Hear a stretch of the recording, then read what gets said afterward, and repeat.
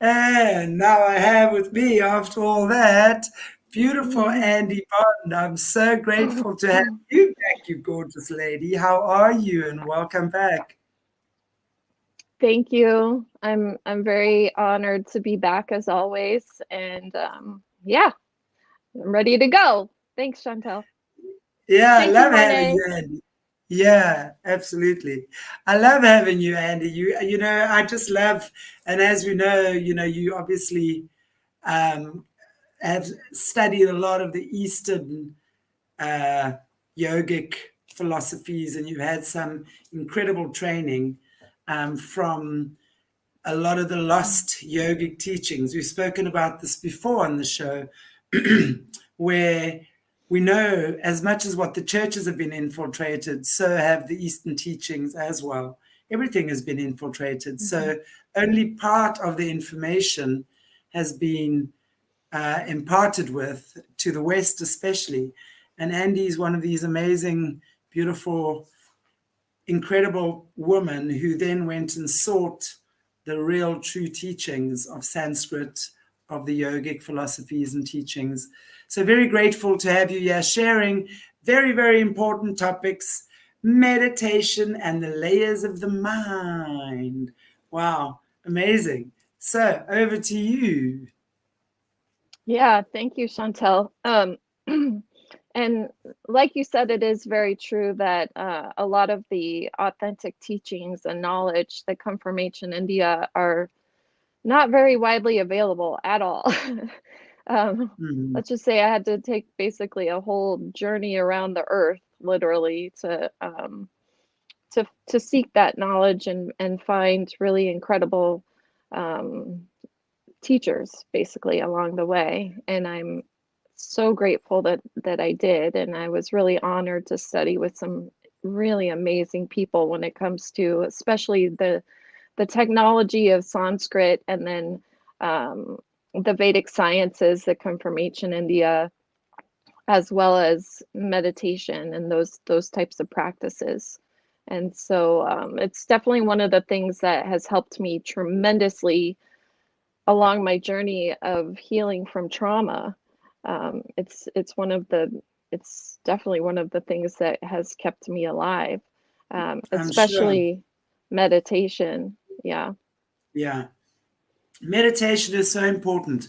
And I always say, when you meditate, you don't make mistakes because that's really is your conversation with God and your higher being or yourself.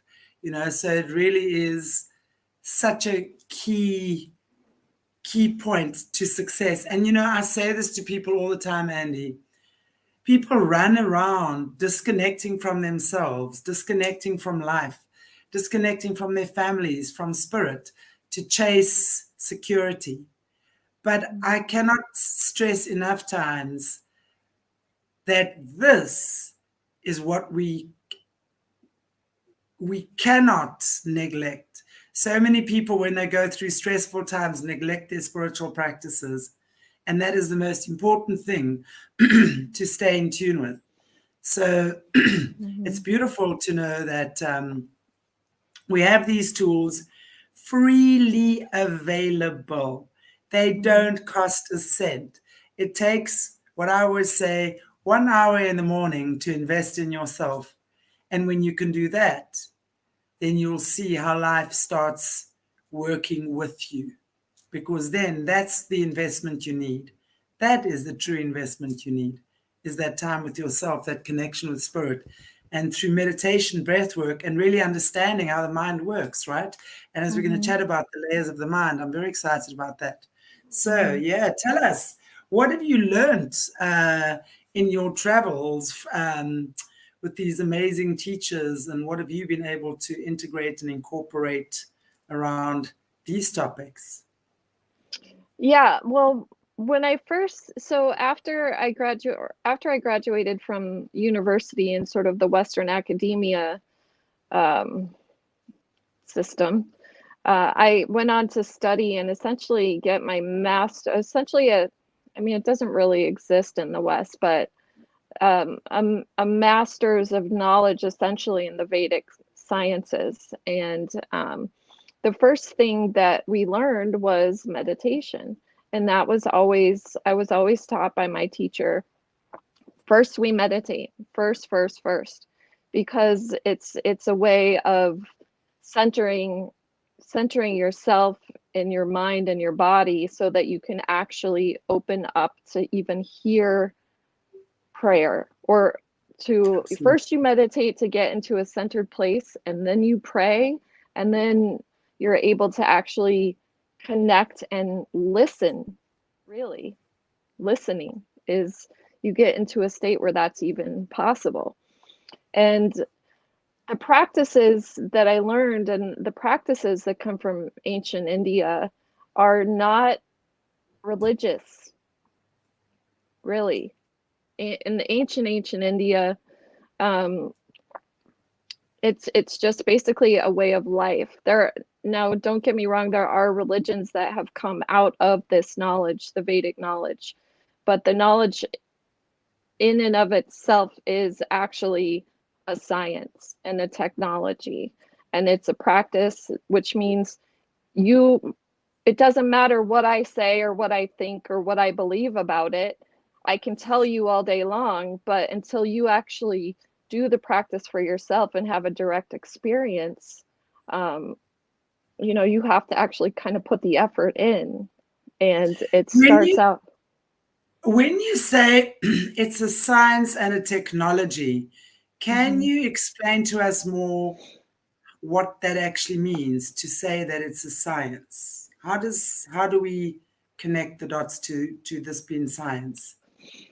Well, the reason that I call it a science and a technology, the Vedic knowledge, especially even Sanskrit and meditation, is that there is actual evidence that is measurable and repeatable. You know, when you do certain practices, you will automatically experience certain effects because of the direct combination, or the direct correlation between the mind and the body. And so these are things that you, just like if you want to build a muscle in your arm, you have to go to the gym and lift weights. Yeah. These practices allow for you to come up against basically the different layers of the mind as we are programmed as humans, and see what is what. And I know that it'll make more sense when I kind of explain the Yeah. way that it works. So first of all, in the language of Sanskrit, I'm always going on about the language of Sanskrit and how it's a technology, but it's it's the study of sound and light and vibrational frequencies that underlie all of the laws of nature. And all of the teachings are based on that knowledge. So essentially, it's a study of the patterns in the mind. It's a study of the patterns that we see in nature. It's a study of how consciousness interacts with different realms of reality as well. And so it's not a belief in that you, in order for these sorts of practices to work, you don't need to have any sort of belief necessarily. In the Sanskrit language, there's not a word for religion. These are things that you do for yourself, and you will experience the results that I'm talking about. Mm. And I want to first explain from the ancient Indian perspective, the ancient Vedic perspective, what we actually are and how meditation works. Um, so, from that perspective, we have multiple different layers of our mind. We don't just think with our brain. The brain, the mind, quote unquote, that we associate with in the West really is like the thinking mind that puts out thoughts. However, from this perspective, our whole being has an intelligence to it. First layer of the mind, as it's explained traditionally, is called manas in Sanskrit.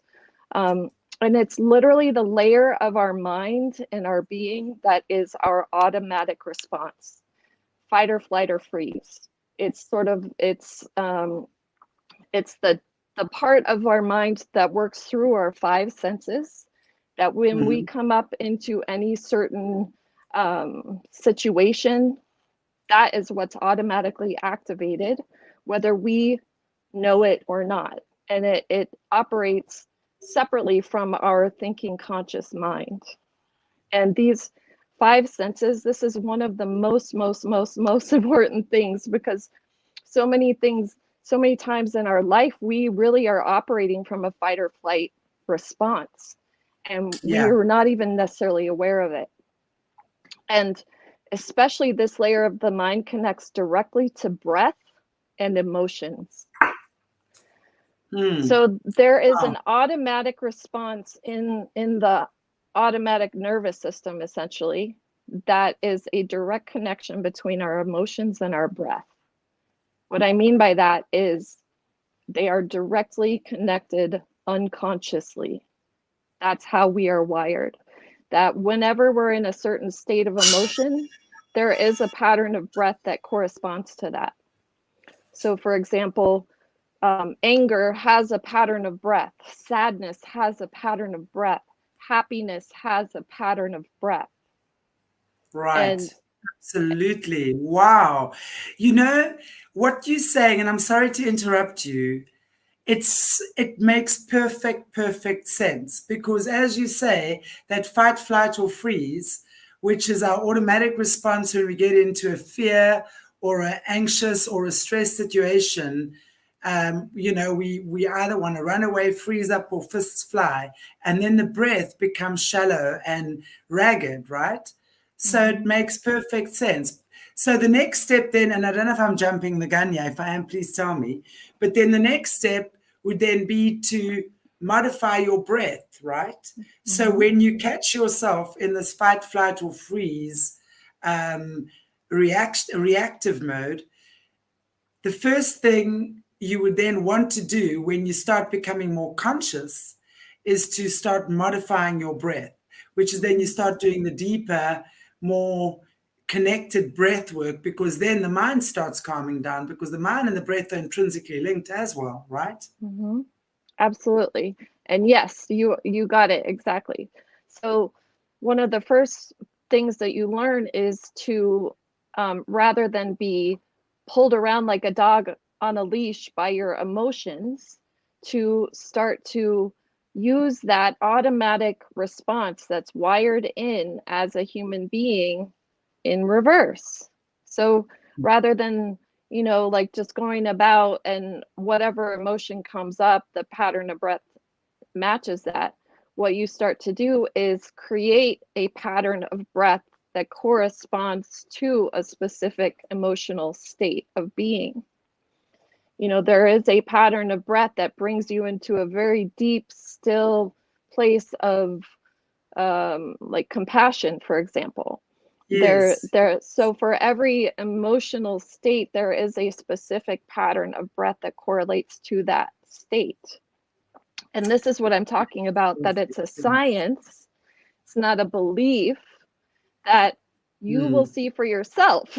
It's not, don't believe Yes. me, but you will start for yourself. And so when you intentionally create a pattern of breath that brings about a certain emotional state, that helps to literally balance out the nervous system. Okay. So that's a big piece of the puzzle. And one of the things that I want to give as a tool, because I would like to give tools as we go along, um, there's a pattern, there's a breath technique, a breathing technique that's used, that I have used especially for trauma, that in my experience is as effective as pharmaceuticals like Xanax and things like that, anti-anxiety.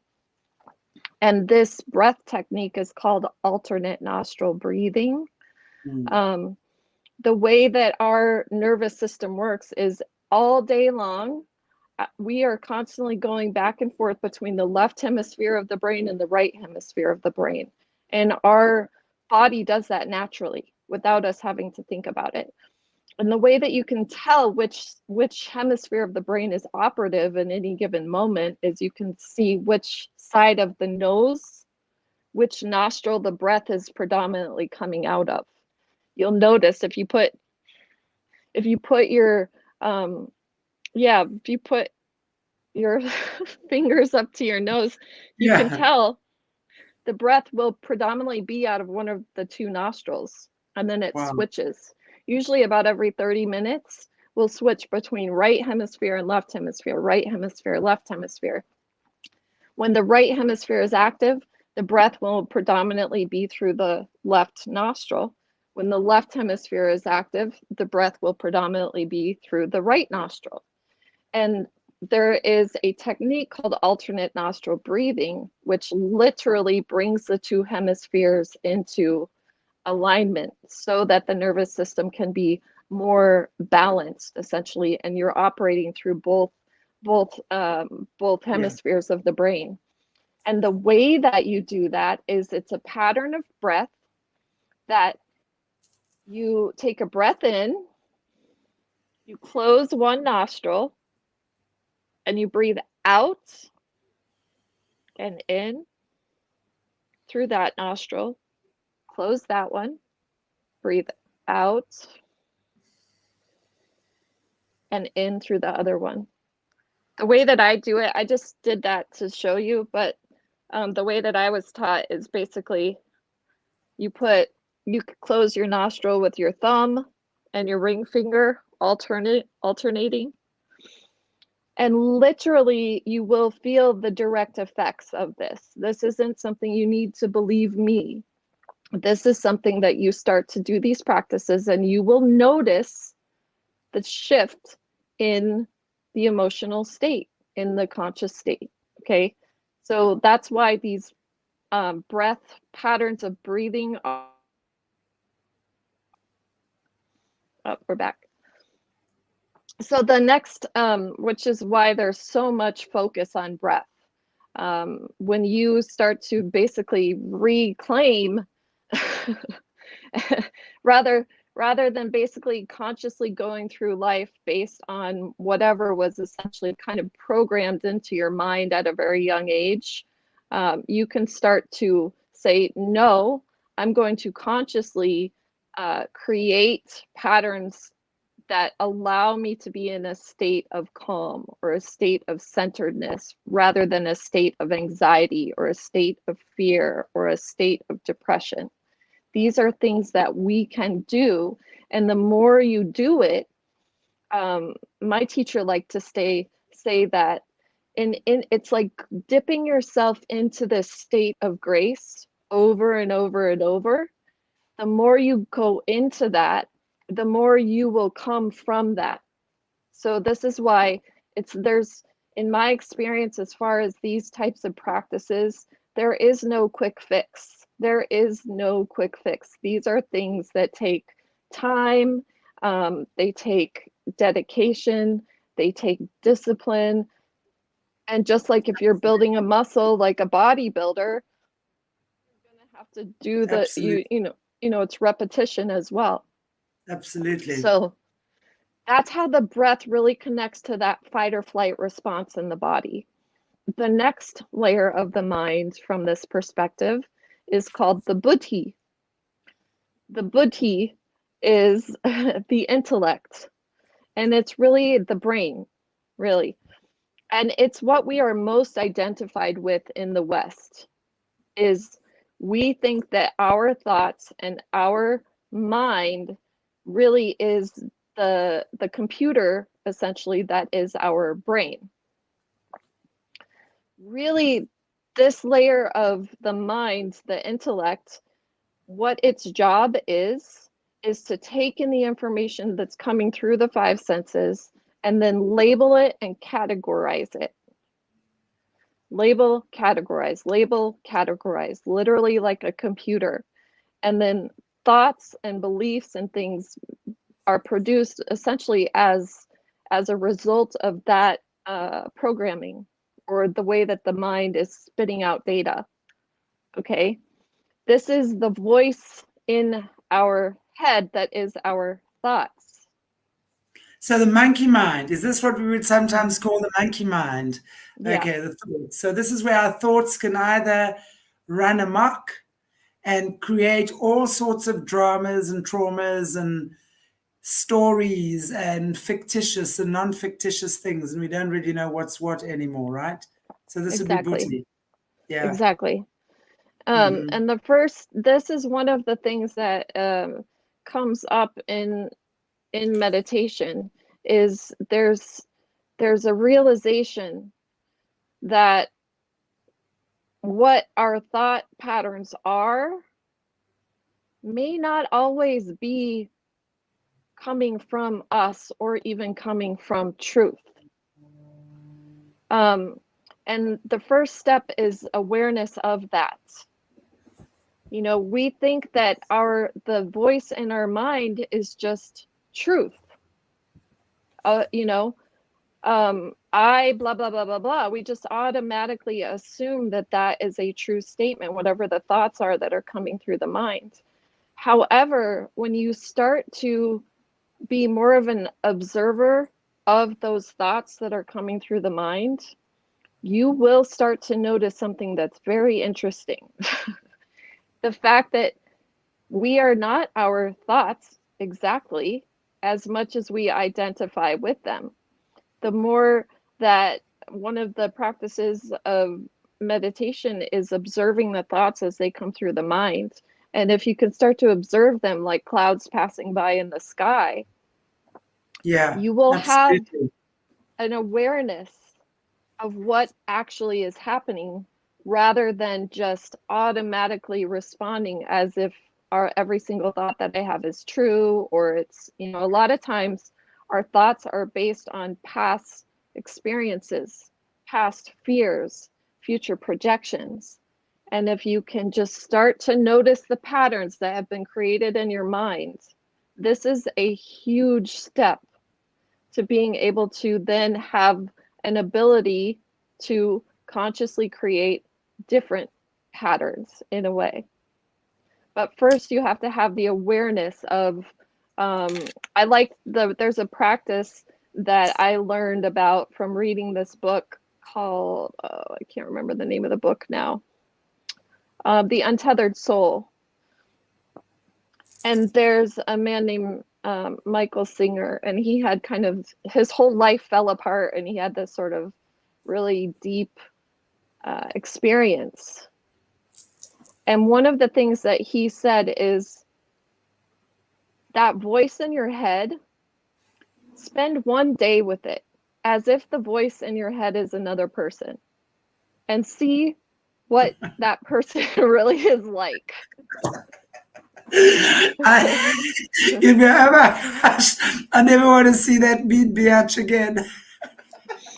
I had I did this once, and it was when I was on an airplane. Actually, I did this assignment one day, and it was when I was flying across the country, and I was like, okay, I'm gonna spend the day with that voice that is in my that I hear, you know.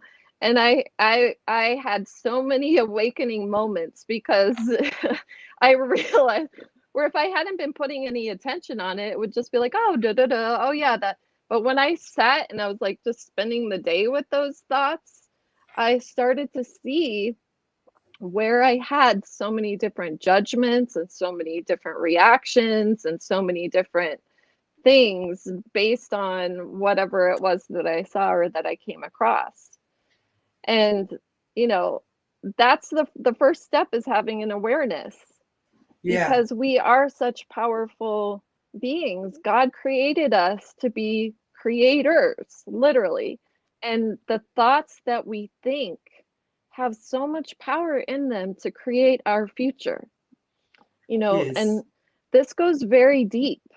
Um, when I started to do these things, when I started to bring awareness to my thought patterns, bring awareness to my patterns of breath, I was shown um, certain things that I had been doing to create my life in a certain way.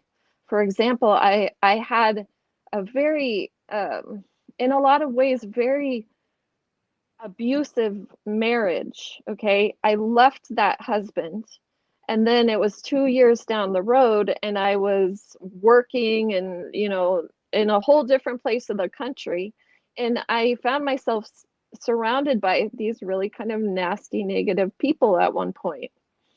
And my first story in my head was, oh, I'm so sweet and I'm so nice, and people see that and they take advantage. Poor me, victim, which is complete BS, by the way.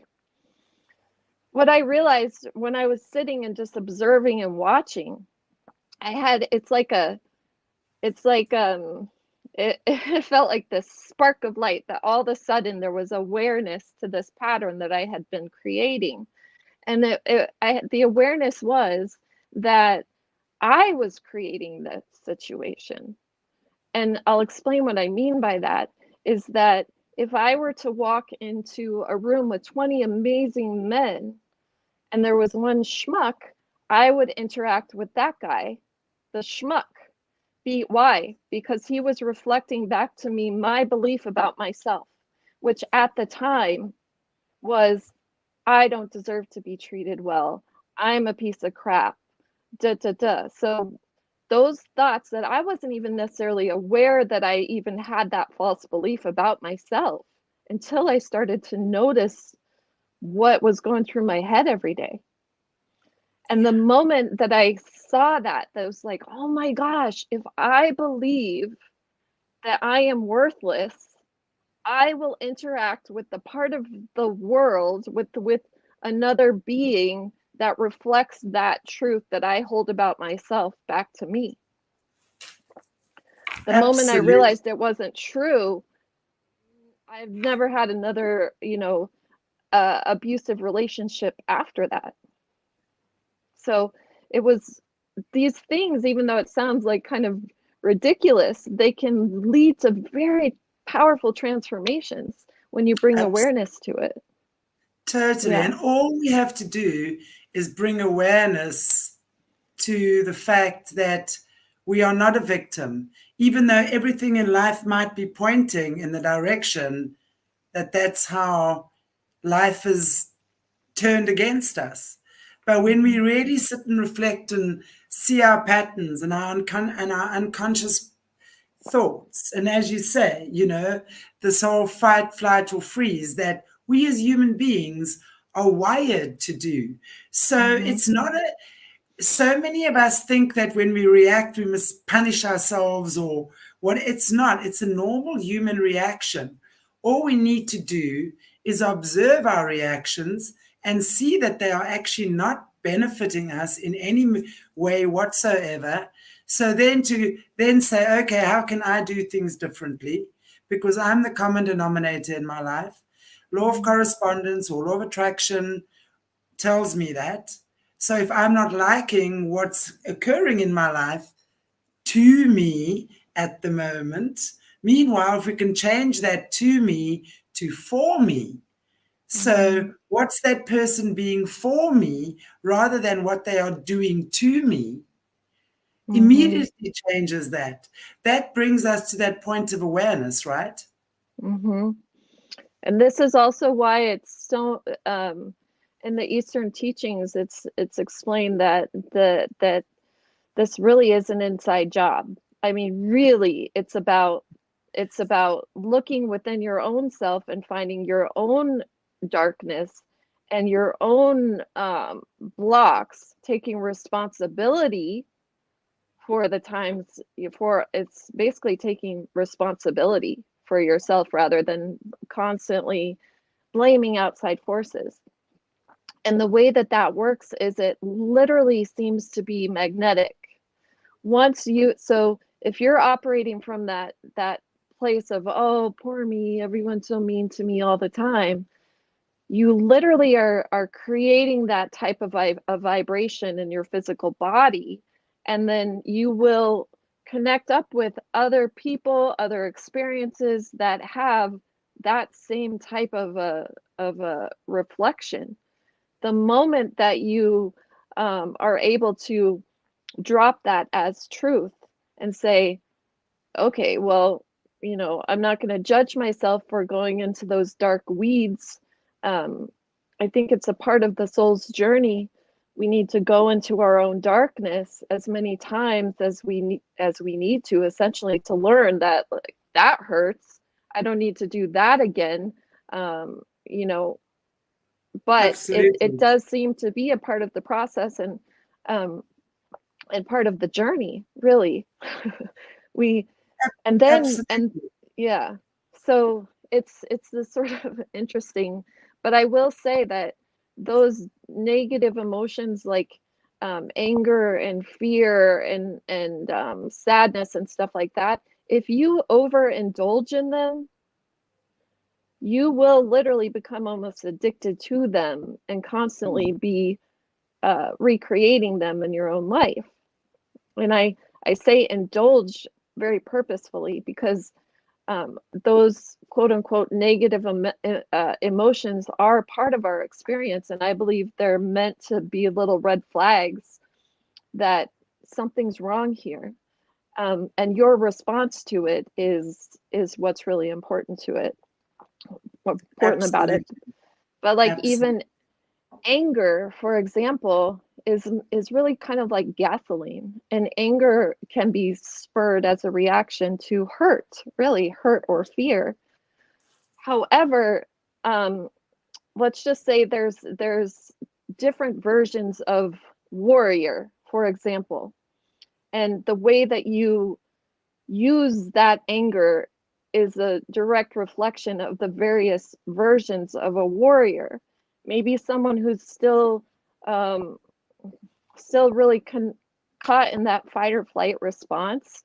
Something happens and they feel like they need to externally destroy everything that they disagree with, destroy it outwardly. Absolutely.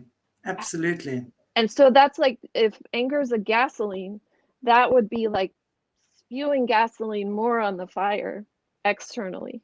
You know, Absolutely. when when you start to come up against all this stuff that's in yourself, you know, and start to have some humility and recognize, like, wow, maybe I need to go to God with my own beliefs and my own fears and my own judgment and my own anger.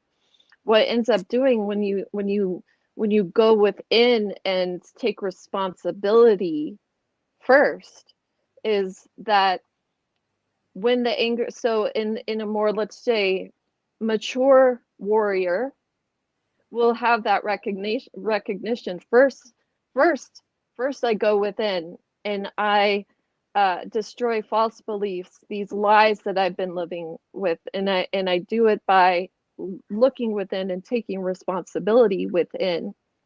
Then when the anger comes, rather than spewing it out like gasoline on the fire, it ends up being gasoline that moves me to take action in the world, you know. Exactly. So it becomes a constructive force rather than a destructive force. Yeah, Yeah. right, Yeah. right. Absolutely. So Just then, while we're go there, ahead. sorry, someone wants to know if you've got a website. I do have a website. Um, it's andybond.as.me. That's like my personal website. But I also have the website weboflifeworldwide.com, and that's where I've been, really, it's like my heart project, that I've been gathering different survivors together and reaching out to people that have processes or have uh, techniques or things that actually work to help people recover from trauma. So those are the two websites. Yeah. Um, And I'm loving that. And I love this comment here as well from Kimberly. This is the most helpful teaching I've ever heard. What she's saying resonates loudly in a positive way with me. I can't wait to share. oh, And it's so amazing that you guys understand that this stuff is your gold. When we understand this, it's your gold. It mhm, really, really, really is, because you realize then how the Holy Spirit actually works through you when you allow mhm, it to. You've got to prepare your vehicle or your body for the Holy Spirit to actually work through you. And this is how Yeah. we do it.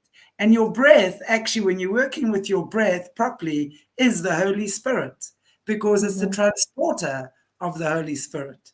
It's Yeah. beautiful. So I love that Yeah, our absolutely. viewers are seeing that as well. Yeah, God bless you. Thank you, Kimberly. Um, Yeah, Now the absolutely. next layer that I want to talk about is called smriti, smriti in Sanskrit, smriti. And this is our memory basically. And the way that this works is really, really key. And when I was in LA, I was volunteering and I was teaching these things to ex-gang members. And they were unbelievably beautiful beings, a lot of that I was working with. Um, and this piece of the puzzle is really key. The way that our memory is literally saved in the gray matter of the brain. Okay.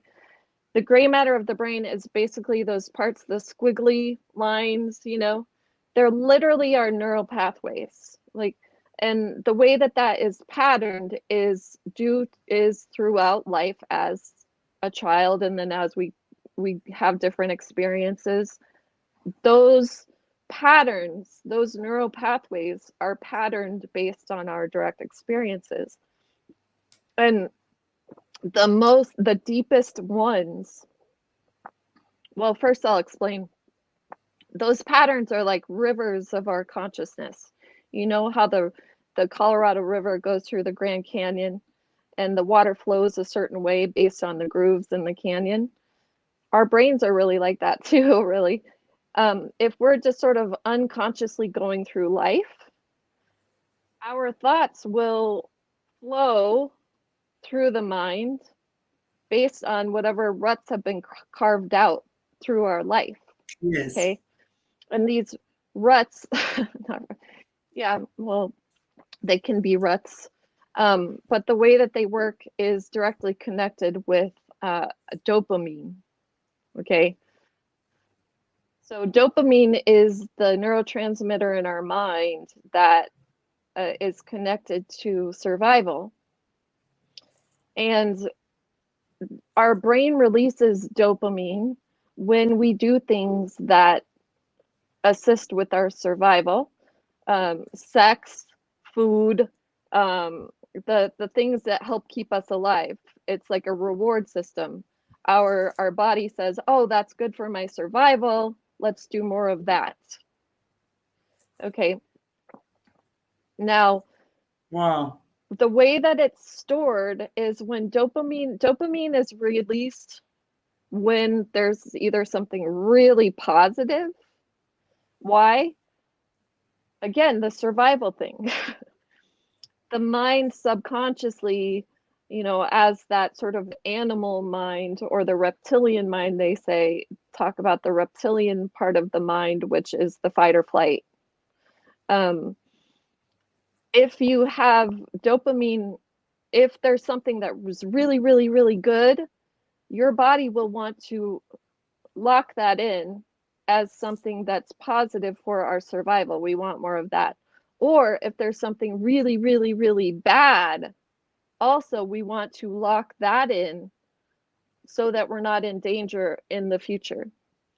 So the example I'll give is, let's say you're walking through the jungle and you've walked through it 100 times and everything's fine, but one day you come across a tiger. In the moment, what you will do without even thinking about it is everything about that day will be recorded and stored in the brain. So you will literally remember, the mind will remember the smells, the light, the time of year, every single thing about that moment will be captured and dopamine released. Okay. Now, the thing is that these things are happening all the time, and that will form the pattern in the mind. Up, Because why? You want to be alerted next time you're walking through the forest. If there's anything similar to the day where the tiger was there, your mind will automatically go into survival mode and will alert you to be on alert. The problem is that our red flag sort of system has gone a little bit awry, especially in the Western culture, because we're so traumatized on such a regular basis by the media, just life in general, the television, music, all of that. So, for example, the way that this works is you're going through your life, da da da da da. You walk into something, and there's a similarity to that event where the tiger was. You will be walking into that situation because maybe there's a similar smell or a similar sound to when that really traumatic experience happened. That your body will react, your body and your mind and your soul will react subconsciously, automatically, as if that threat is here again now. Yes.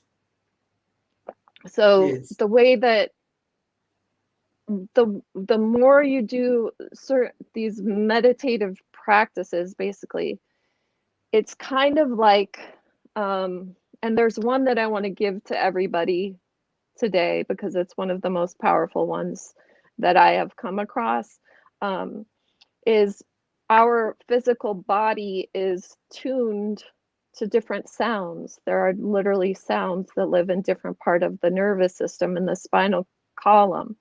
The sound ooh corresponds to the heart. There's a sound in Sanskrit that corresponds directly to the pineal gland. And that sound sounds like the buzzing of a bee. And the sound is right up here between the eyebrows. The pineal gland is the gland that is located right in the cross section of the brain, basically right smack dab in the middle.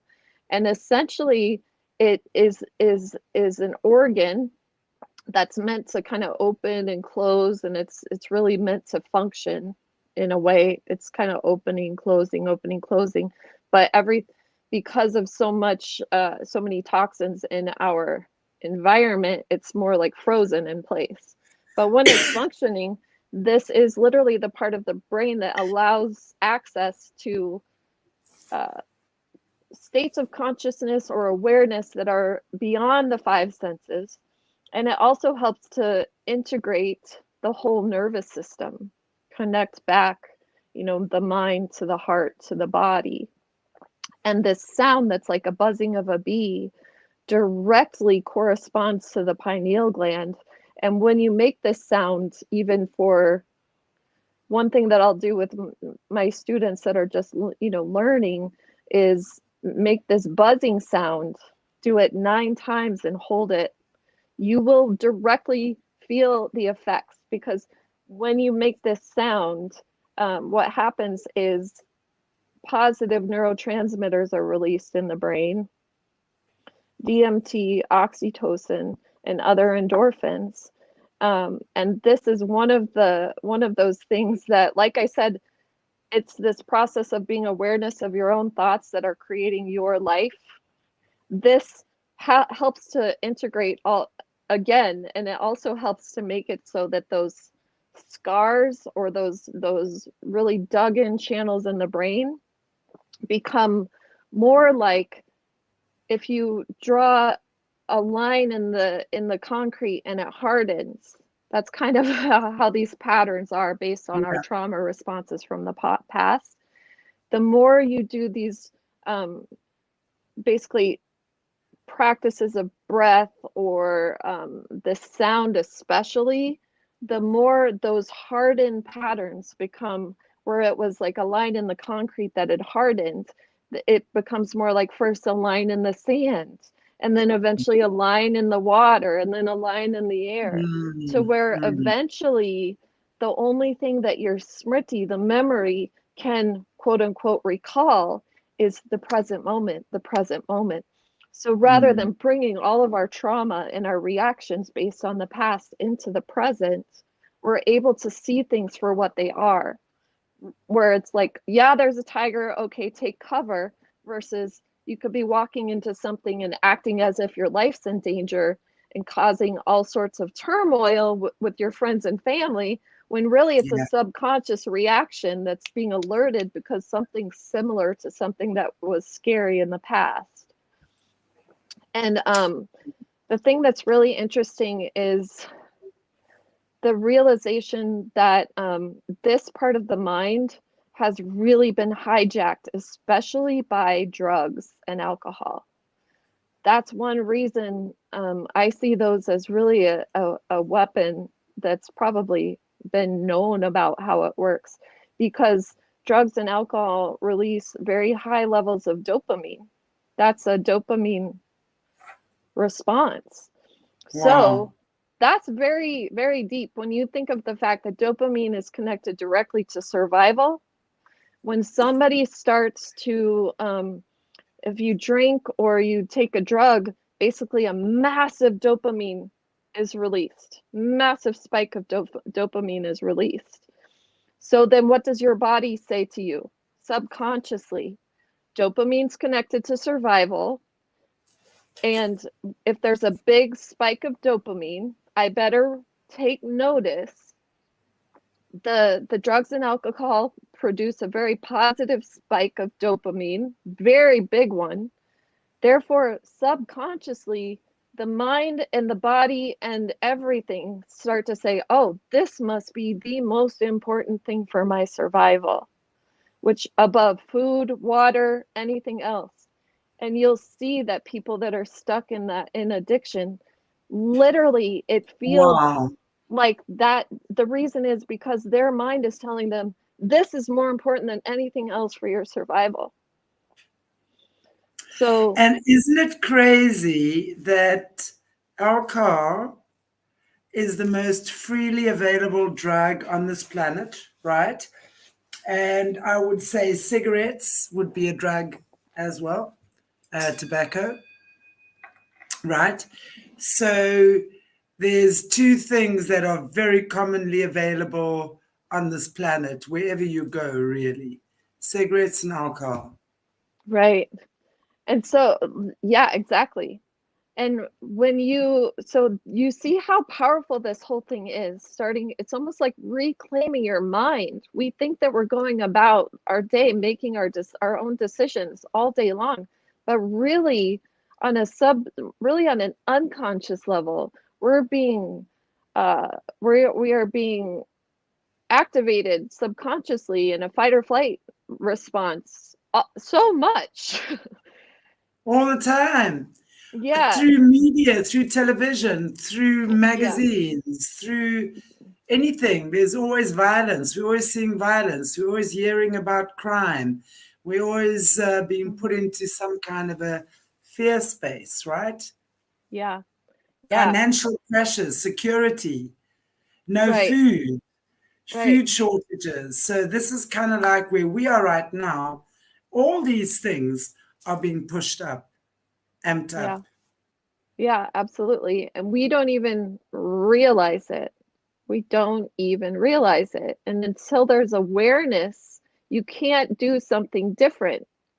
Because if you're going through life thinking, like, oh, I must just be doing something wrong because I'm sad all the time or I'm stuck in this pattern, it's like, no, no, we actually do have an ability to bring awareness to it and then to, with our free will, choose a different emotional state that we want to dip ourselves into on a daily basis, rather than just being driven so much by these subconscious forces that have been essentially patterned into the mind throughout our life. Um, and so it's Wow. very, very freeing. That's why it's kind of like this. So Um, what would you say, let's say, to someone who's got alcohol addictions, drug addictions, stuff like that? And of course, I'm not talking about someone who's like really on the other side of the spectrum, that they've become a full blown addict. Mm-hmm. But for someone at home who thinks that their glass of wine or their cigarette or their line of cocaine or I don't know, whatever it is their saving grace, how would you then say people should change that? What, so are you saying breathing, meditation, stuff like that is the body's natural, obviously dopamine, so we'd be doing more of that? Would that be what cures addictions and stuff like that? Uh, it certainly helps. It certainly helps. And and um not everybody that drinks wine is alcoholic or Sure, addicted, for sure. example, but just know, just be have first of all have awareness that they actually do create dopamine spikes in the brain. And so just first of all, just having some awareness to it. But really, it's the patterns that are ingrained in the mind based on whatever our life has thrown at us. If we don't bring some awareness, and then those patterns will just continue to play out over and over in the future. And there is scientific data to back up the fact that these practices do change the actual Mm, structure of the brain. There absolutely. was there was a lot of research done uh, on meditation and certain techniques, and one of them is really connect is was including the sound, the vibrations in the body, as well as the breath. There was a study done by Harvard that took people that had never a whole group of people that had never practiced any sort of meditation or any of these techniques at all before. They had a control group, and then they had a group of people that learned these some of these techniques, and there was an 8-week period of time. All of the people had PET scans done prior to the study and after the study. And what they found is that even after just 8 weeks, there was there were measurable differences in the gray matter of the brain of those that had been practicing these techniques, meaning the actual structure of the physical brain was changing as a result. So I believe this, that. And that's why I yeah. say I often think that addictions are tackled from the wrong angle. And I'm not saying that people shouldn't, obviously, they've got to be made aware and put into a place where you can't get that because it's really gotten to that place where you obviously have no control over that Mm-hmm. anymore. But I think, there's so many people, let's say, going on these 12-step programs or whatever it is. And I think that's really important as well from a psychological perspective to unpack the psychology or the emotional trauma related to whatever that addiction may be. But honestly, I think if people were just put into Vipassana for 10 days, for example, right? Mm-hmm. And some kind of stuff like what you're saying now, just putting into some intense breathing, um, healthy reprogramming, and not we're not talking a handler reprogramming, okay, guys? We're talking natural, allowing the breath of God to Mm-hmm. reprogram the natural patterning highways, pathways of the brain, because the body is designed to heal itself. This body is so intelligent. Mm-hmm. If you just give it half a chance, it's going to show you what it can do. And if you just got to be willing to know that it's there and it's possible.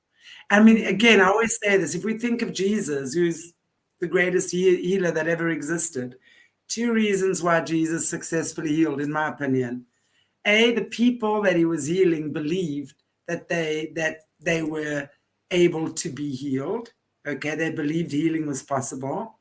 And secondly, Jesus only ever saw them in their divine light. He did not see them as sick or Mm-hmm. unhealthy. He only saw them in their divine light, which I think are two very, very, very important keys for any healer to authentically Mm-hmm. get that. Mm-hmm. So when we understand that, we understand healing is available to us. The body's designed to heal itself. Breath is the most important fuel. It's the fuel for your body. So with different, as you say, different patterning, different breath work, different types of breath work, or just start with deep rhythmical breathing, 10 minutes of that in the morning. It is amazing what your breath Yeah, does.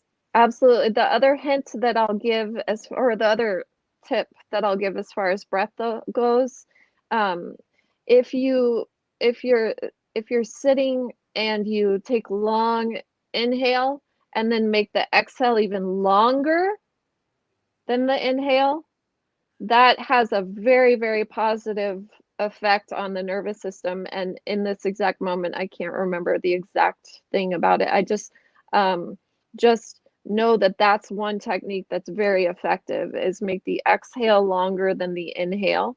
But And there, the like I said, pause, there are, yeah, so there there's shouldn't be a multiple pause in different between. ones. Yeah, Yeah. but there are multiple different patterns of breath, like I said, that are positive, that Mm. are connected to positive states of being, just like the different emotions have a different slight different feel to them, whether it's joy or compassion. Those are slightly different, patterns. And Yeah. so, there's not just one, like, oh, this is how you do it and nothing else. No, there are multiple different patterns that bring about that state of calm in the nervous system. um, and the other thing, okay, so and also I did want to say that that sound, that buzzing bee sound that activates the pineal and helps to decalcify the pineal, is so important. And anybody that wants to feel the direct effects of this, I recommend try it yourself. You will feel the actual positive neurotransmitters being released. And you can start out just by, like I said, making that sound.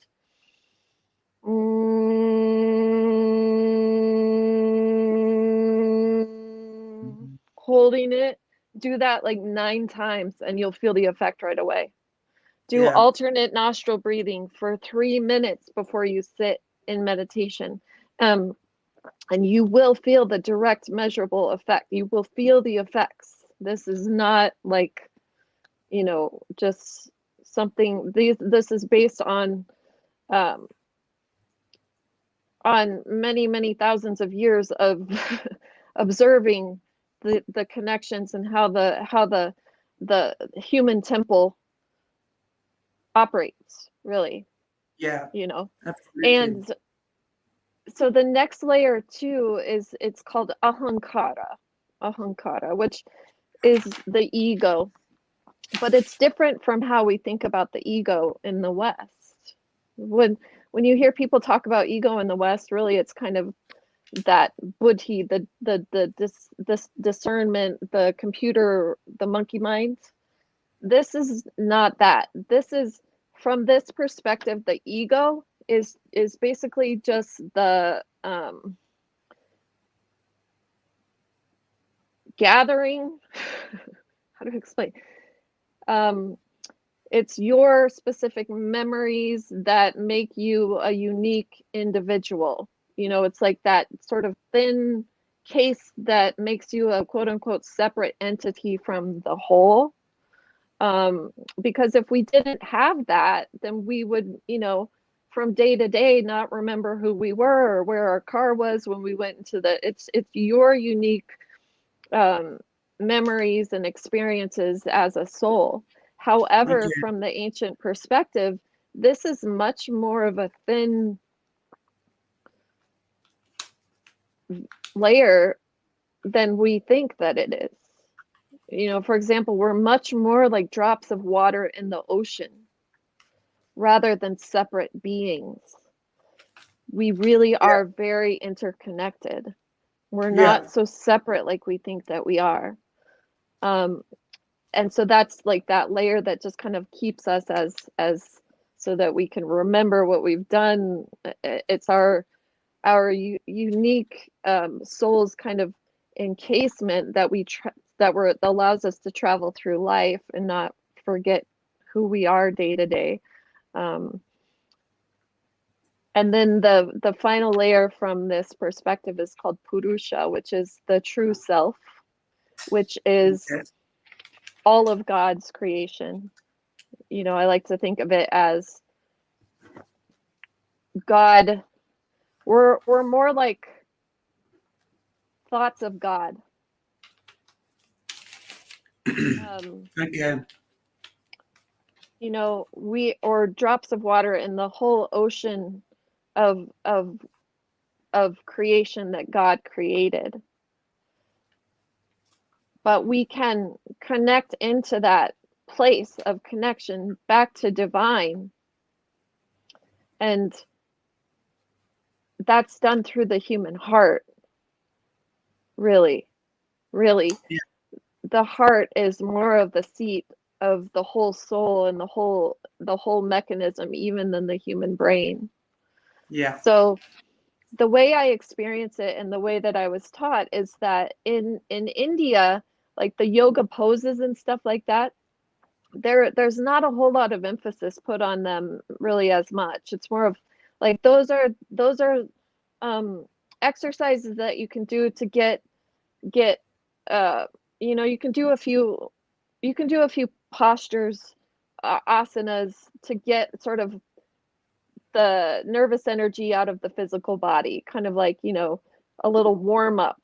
But really, they're meant to get the body so that you can sit for meditation. That is Yeah. the purpose.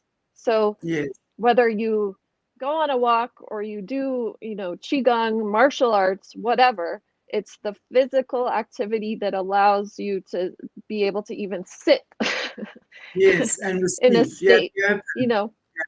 Yeah, and then the meditation is meant to get the mind and the emotions and everything into a place where you can even hear the voice of God. Yeah. It's Exactly. the whole purpose of these practices is so that afterwards you're able to pray. That's the Yes. whole point of meditation, really. Absolutely. Absolutely. Because until I started to witness or observe or intentionally create positive states of being, I'm just like that water going through the Grand Canyon. It's going to go through wherever it's carved a path before. So it's like I couldn't even get to a still place to talk to God because I'd be, you know, because this would be triggered and that would be triggered and this would be triggered. It's like you can't even But hear that isn't this, voice. but again, isn't this interesting, Andy? Because when we're looking at yoga, and we've often spoken about the infiltration into the Eastern practices, and we look at Mm-hmm. yoga in the West, it's all about your body and your postures Mm-hmm. and how many handstands you can do with how, you know, with your toes pointed and how gorgeous you can look on Instagram. Mm-hmm. Isn't that just so typically of the West again? Is that we've taken these things and we've turned it into this entire physical, commercialized thing. And I mean, they're teaching yoga teachers 200 hours and you're a qualified yoga teacher. Come on. Come on. Yeah. Yeah, that's just one example of, you know, Yeah. of how everything has really been twisted. And you know, you see that, I've seen that across the board. I've seen that in Buddhism, I've seen that in Mm. Christianity, I've seen that in the yogic teachings. Really, things have been very twisted, very Yeah. twisted, and then the emphasis put on certain things that are really not authentic to the original teachings at all. It's like what I see, certain Western lineages, for example, the ones that have been infiltrated by Luciferians, they know all this stuff. And what they will do is focus on the sort of quote unquote laws of nature that bring about lower states of consciousness, and they'll teach from that, really, and people get stuck in that, you know, because this is powerful knowledge. It really Yeah. is. Absolutely. Or they just won't bring out any of the other deeper teachings. Um, I know for a fact there's one lineage of knowledge that the person that brought it over from India is considered in the very high caste of men over there that traditionally to learn any of this stuff, you needed to be a man, you needed to be Indian, and you needed to be born into the Brahmin caste to learn any of this. Otherwise, you were seen as unfit. Like the plebes, the masses of people, they're not fit. This knowledge is only fit for the kings, kind of a thing. However, so they'll be like, oh, we'll give them this piece, and that won't hurt anything. So they gave them certain postures, but that's it. And that's That's it. kind of how it goes. Versus Wow. if you go to study in India, my teacher took a group of yoga teachers over to India to meet with some of these healers, mystics, teachers, like way up in the mountains of India. And there was one that was a Swami, and he saw this group of people coming over from the West, and he asked my teacher, in Hindi, who are these people? And she said, oh, they're yoga teachers from the West. Sorry. And he goes, oh, there's no yoga teachers in the West, he said. I don't mean, but the way he said, that's gymnastics. What they're doing is gymnastics. He said, my teacher gave me one pose to do for 10 years. And it was Tadasana, which is basically standing straight like a mountain. Pose. I Yeah. love it. Also, these poses and postures are essentially they're recreations of the natural energetic patterns that exist in that thing in nature. So you're assuming the state of being of that thing, whatever pose you're doing. Asana means to assume the state of being as. So my teacher goes, well, let me see. And she said, he's just stood there. And she said, it was like a beam of light came through his nervous system. Why? How much of a depth would you get by doing that one thing for 10 years versus who can be the bendiest and who can do the most headstands? You see what I'm saying? So even the kind of nature of how it's taught and what it is has been very abused. Or only given to certain people, or absolutely. However, so that's why. And I'm not begrudging. I'm not. I'll just say that the purpose of doing the physical part of yoga is so that you can sit for meditation. The purpose of sitting for meditation is to be able to be open and connected to hear God's voice. Because until you get through all that noise of all these different layers, remember we talked about the fight or flight, we talked about the patterns in the mind, we talked about the smriti. Until you can start to even notice what is all of that, do you even know what God's voice sounds like anymore? I found that I had to practice over and over and over for years and years, sitting, praying, to even discern what's my voice that's coming from some story that I've told myself versus that voice of God, the connection to God. And so now it becomes more of a, okay, hold on, let me go into a state of centered compassion and love to where I'm actually feeling this connected state in my physical body. And then I ask questions to God. Yeah, absolutely. Wow. Andi, I couldn't think of a better way to end tonight's or today's show, because I think that is absolutely beautiful. And as always, time flies when we're having fun. I've really, really enjoyed tonight's chat with you. And I'm going to ask you one final question, if you can give me a quick answer, because someone has asked you about Vaughan. He's breathing. Do you know who Sorry, not Vaughan, sorry. what's his name? Wim Wim Hof. Hof. Yeah. I have not directly studied Wim Hof, so I don't, but um, I know people that have, and I have seen measurable differences in them. And so from what I've seen, it's an amazing technique. I mean, it's Wim Hof's the guy that is able to even overcome severe freezing cold temperatures, Mm. just Breath. by his breath. Yeah. Yeah, So absolutely. like I said, there's many different patterns that relate to many different states of consciousness and emotional states. And um, but I have done some of like the cold plunging type of a thing. Like when you plunge into Yeah. cold water, it's like a sort of a nervous system reset in a way. And I think that so I just don't have a lot of familiarity with his specific techniques, Okay. but I have seen quite a few people that have had very positive Positive. results Yeah. from that. Yeah. Yeah. Yeah, and that's true. Yeah, my mom also, she loves him. She does his breathing and stuff. So I just do my yoga breathing, and it works brilliantly well for me. That's for sure. Yeah. Okay. Andy, thank you, thank you, thank you. It's been an absolute pleasure having you back again. And we will see Likewise. you in hopefully 2 weeks' time again. Yay, In yeah. Inshallah, 2 weeks' time, right?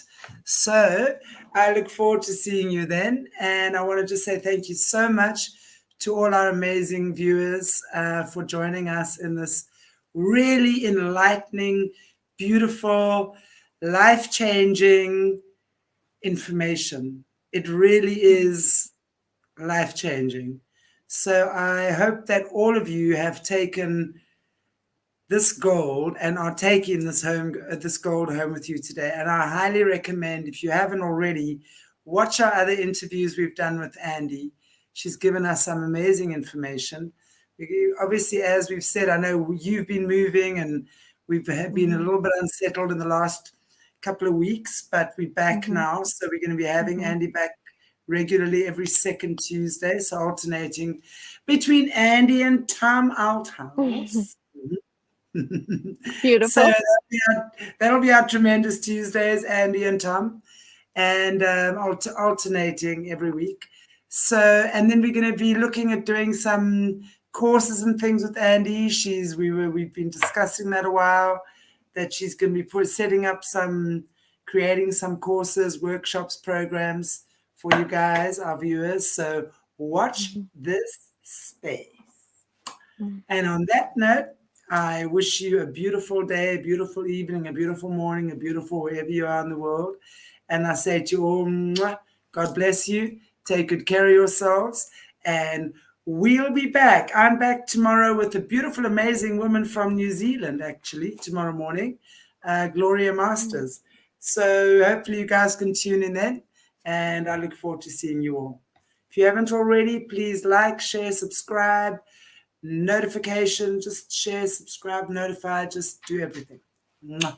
See you Thank you, soon. Chantel. Bye, everyone. Thank Thank you. you, Andy. Cheers.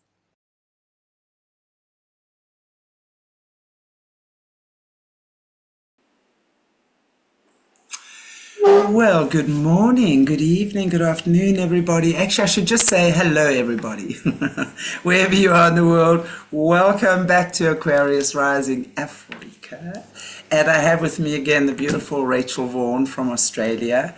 We've missed each other the last couple of shows, right?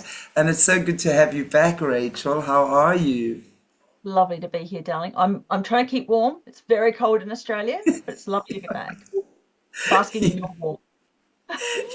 Well, I'm basking in yours, so that must be a mutually affectionate, beneficial warmth. Happy to be basking in yours as well, that's for sure. But wow, I was just saying to you off air as well. I mean, I've known you for how long now? Maybe 2.5 Oh, years? yeah, at least. Yeah. Yes. And I'm just really in awe of the stuff you're doing. And I want to just say that to you because I think with your ley line, the ley line work you're doing, assisting people to understand their psychic gifts, because I think in these times, those psychic gifts from kids in the system have been so badly abused that anything psychic or anything out of your physical reality is now oftentimes deemed as evil or of the devil, right? And it's so wonderful to see how people like yourself who've had your own gifts exploited can actually share and show the beauty of the gifts that you have and work with them in such a constructive way. So I want to just say that to you. And I was just saying to you as well, I mean, you have certainly just become such an amazing blossomer that I've observed in the last couple of years as well. So I so see you in your power, and I so see you doing exactly what you're meant to do and what you love doing. And it's awesome to see. So I want to just say that to you and just say congratulations.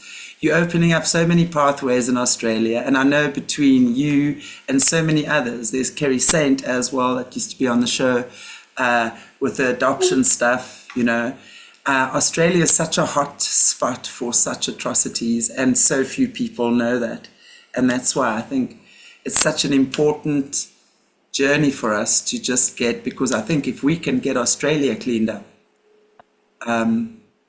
it's going to change so much for the rest of the world as well, because Australia is rotten. Sorry.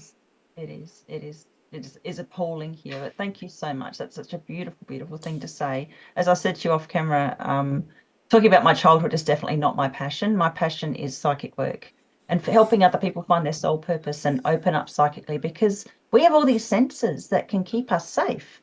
If we just knew how to use them. And we've been deliberately dumbed down with things like fluoride. We've got levels of fluoride in the water in Australia are very, very high in comparison to even the other countries that do it. And the Nazis were putting fluoride in the water in the concentration camps, and they weren't worried about their teeth. So, you know, this is something that people just don't seem to really recognize. It dumbs people down. The little calcite crystals, quartz crystals in the pineal gland cannot function. And that's our Wi-Fi. They can't function if they're calcified. And if the pineal gland gets calcified with fluoride. So yeah, so just those little things that I'm teaching people, that is my joy. That is my absolute joy. So yeah, you've seen me go from having to talk about my childhood so much. Now I'm talking about the stuff that I love. So yeah, you're going to see a different side, obviously, that's actually happy. So thank you, darling. And what I was also saying, and I mean, I know you get it, that this is the gift of such a terrible time. You know, I always like to see the gift in every experience. And I'm a soul alchemist, okay? And I know that's often misunderstood, but I know you get that as well, which basically works on the premise that energy can never ever be created or destroyed, only ever transferred or transformed. So all the pain and suffering that was endured as a child, and it was obviously stashed away in different parts of the body, which is why there would have been lots of ailments and emotional issues, mental health issues, possibly whatever at a time, until those caves of pain, so to speak, were unlocked and healed. And slowly but surely we start drawing it out and healing it one by one. And then the balance comes in.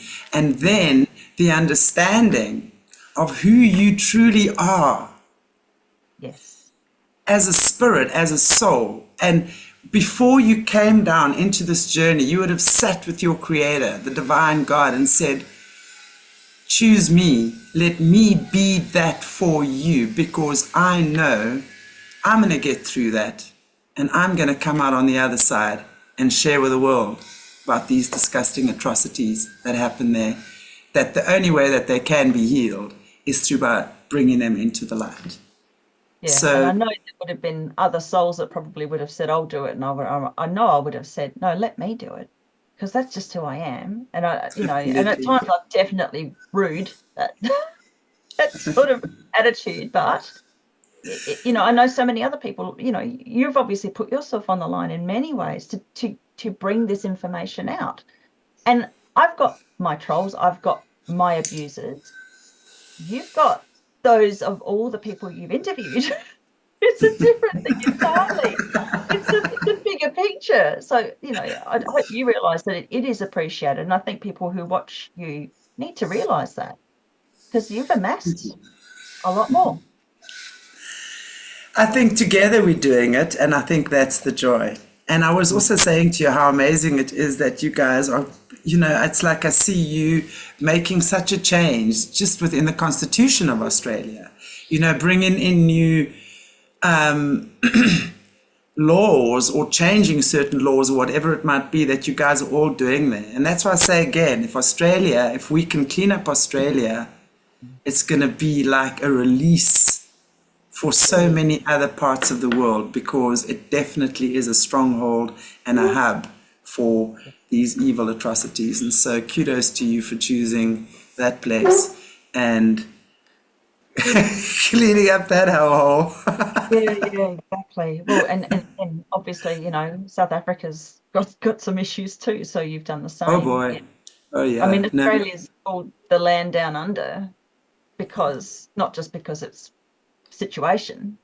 It's because it's been kept down. It's a euphemism for sexual organs. We've got the map of Tasmania. That's a euphemism for sexual organs, and Tasmania is a terrible place for child trafficking and abuse. The Wizard of Oz, Land of Oz, you know, all of these MK Ultra terms are used to refer to Australia. It really is a hotbed. It's definitely run by Freemasons, or it was. I think things are crumbling for them at the moment. And I think that's part of, as we were discussing before, we've got these 4 years of truth that started in November of last year, astrologically. It's really interesting because it seems to me that there must be some pretty big stuff going on behind the scenes, because I've been offered this victim of crime compensation payment, which is a very unusual thing for somebody who speaks about the sort of stuff that I speak about. Now, I had so much medical evidence, so much other evidence, I mean, just reams of evidence, that I don't think they can sort of squash it down anymore. It's not possible. And that was Right. basically brought about because my brother Andrew was told by a major crime detective that they know in the major crime department in Adelaide that our father, was involved in the disappearance and murders of the Beaumont children. That's been admitted now. And as soon as I told that to my victim of crime compensation lawyer, within a week, within 10 days, I had this payment offer come through. Now I've been fighting for that for 5 years. So it 23rd of April to the 1st of May. 1st of May, Beltane was when the letter was written of offer. Wow. Interesting. Yeah. Wow. What do you think was the thing that got them to act so quickly on that? I named the detective to the Right. lawyer, and I think he must have done some follow-up, and I think they must have realised, well, they're not going to be able to keep that quiet for too much longer. So what, and the excuse that was given, the reason why they haven't dug up the property where the Beaumont children are buried, one of my father's former properties at Stansbury on the York Peninsula, McIntyre Place, even though they've taken the street name down, or they had last time I looked, they can't dig it up because of the Mulligan inquiry, supposedly, according to this detective. Well, the Mulligan inquiry, the terms of reference were for state wards that went missing and died, not for children who were taken from a family. The Beaumont children were taken from a family. They weren't wards of state. So those terms of reference, that Mulligan inquiry suppression order, does not relate to the Beaumont children. And that proves that all of the state wards that myself, my brother, my sister have been saying we saw murdered by our father, their bodies being dismembered, that's why they won't dig up, because it's all part of that. They know that there's multiple bodies there, not just the Beaumont children. So, and as you know, I described to you the first time I'd ever spoken about it publicly, the little tiny skulls, about 50 of them that I couldn't count at the time. This is an estimation, in a sinkhole there at that same property. 50 of them. the Guardian article, The Room of the Dead, proves that people have been making trophies of human body parts in my country for hundreds of years. So, you know, and now they're cleaning up the museum. The government's, you know, trying to shut down this part of the museum. So, you know, amazing. You expose something and then, oh, quick, we better hide that, better cover it up. Whereas before they left it all out and open because they like to show it off. They like to show off the power that they have. They like to show off Of that they course can they get do. away with it. I mean, what seem so completely grotesque to you and I, and out of the ordinary, seems so awesome for them. Get that trophy. Remember that. You know, it's a kick for them. And it's something so completely out of our normal realm of thinking that it's completely, yeah, you know.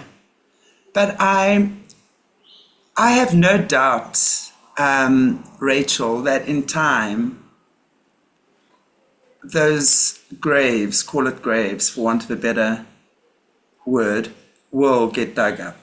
Oh, I think you've certainly had to point it out, and I think it has been pointed out, and I think there's enough a buzz, enough in a Twitter about that for the next generation. Maybe not now, but the next generation, when there's actually good people in charge of the police force and stuff like that, that they will say, let us go and do the right and the decent thing. I've no doubt that that will occur. But you had to start it, right? It had to be you that pointed in that direction. And as we know, these things are so risky. I mean, we don't even have to talk about the types of risks. And we know, I mean, without going into anything, just guests of mine and how they've lost family members and been threatened and attacked and what have you over the past few years, just since I've been involved. So it's a hell of a risky business, right? To bring stuff like this to the fore. yeah, I've lost And my sister over it. You know, she was murdered in 2009. So, you know, the dates between the 13th of June, her birthday, and the 18th of August when she was murdered in 2009, it's always a very difficult time because I know, you know, and that was supposedly a suicide. It wasn't a suicide. You don't strangle yourself to death sitting down with a sash cord. It just doesn't happen. So, you know, and that's something else that needs to be investigated. And she had made an appointment to speak to the Major Crime Department the day before she was found. And there's a lot of other stuff that went around it. Another woman got killed in a very similar way that was also known to me. The same car was parked outside her house when it happened. Yeah, it just, another person was killed at the same time, same vehicle. You know, it's just unbelievable. Unbelievable. But, you know, whoever that person is, they'll be found out, and that will yeah, be exposed. yes, the truth will definitely come out. The time will come where the truth will be exposed. And it's just the beginning now. I've no doubt about that. So, wow. I'm really happy though that you know, for this victim of crime payment, the compensation that you've received. Do you think that's going to be made available to more and more victims as time goes on? Is it going to Well, be something that's becoming, I want to say law? I don't think they'll ever write that into the law, but at least make a opening, if you want, for so people they, to be compensated.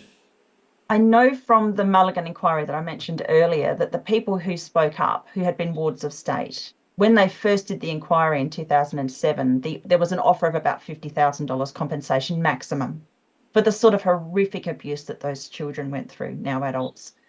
Then it got put up to about 100, 150K. So it has gone up a little, but that's such a tiny little amount of money. That doesn't, and basically it's how much therapy that person needs. Right, That's what they compensate them for, how much right, therapy they need. So it's quite backhanded because then you've got to prove how messed up you are. And that's another form of traumatization. If you have somehow hauled yourself up out of that nightmare and made something of yourself, you get less.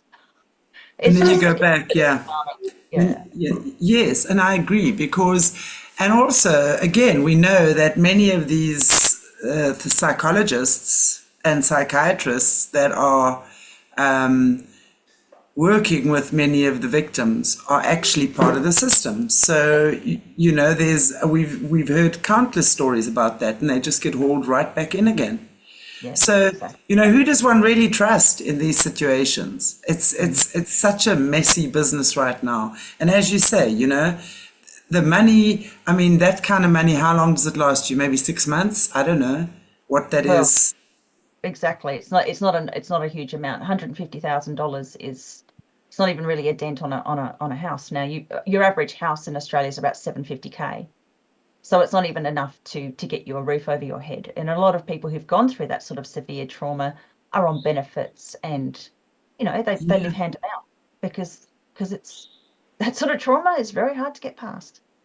PTSD is, I think, probably one of the most underestimated traumas Yes. that I've come across and that I'm encountering. Because I think in so many instances, people in the past, I mean, to me, PTSD was something that someone who came out of war had, right? Yes.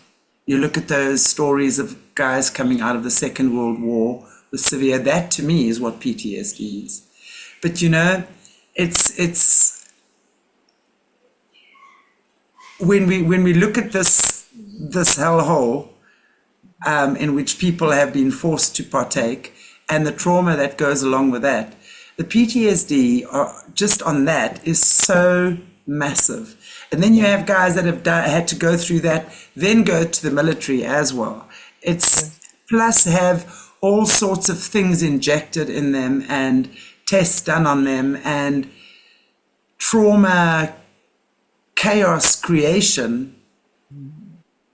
I'm surprised that the average person that's been through that is still even able to talk, let alone laugh or have a conversation, because I think that the brain must be so severely affected. That's part of the purpose, as I'm sure you're well aware. Yeah, People are constantly being tested. What will break the human spirit? What will yes, destroy them? They're trying so hard to destroy the family because that's what keeps the human spirit together. it's But the family the thing. human spirit's incredibly strong, incredibly strong. And if you recognize you're a soul that's eternal having a human experience, you can't be broken. And that's why they Exactly, take away our psychic ability. They want to be able to exactly. control that.